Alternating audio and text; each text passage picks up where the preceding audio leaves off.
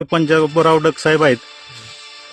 त्यांच्यावर पंढरपूर या ठिकाणी आक्षेप घेतला गेला शेतकऱ्यांनीच त्या हवामानाच्या अंदाजावर आणि रेट पडले म्हणून सांगितलं तिथं आणि त्यांच्यावर कारवाई करावी म्हणून असं त्या ठिकाणी आंदोलन केलं. तर याच्याविषयी तुमची भूमिका काय?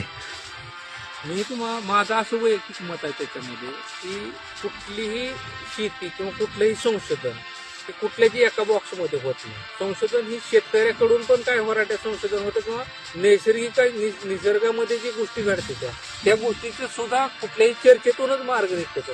तुम्ही एकाच गोष्टीवर जर वारंवार तिची गोष्ट टार्गेट केली, आता एखादा माणूस न शिकलेला असून जर तो माणूस महाराष्ट्राच्या सगळ्यात जास्त बघितला जाणारा माणूस म्हणून पंजाबराव डकचं नाव पुढं आलं, त्याच्या मागे समाजाला जर तो माणूस चालत असला तर लोकशाहीमध्ये तो त्याचा अधिकार आहे, त्यांनी त्याचं मत मांडावं आणि कुणी बघायचं आणि कुणी नाही बघायचं हा ज्याचा त्याचा विषय आहे. आणि पंजाबराव डकला विरोध करणं ही आजच्या म्हणजे लोकशाहीमध्ये आपल्याला ती योग्य नाही राहणार.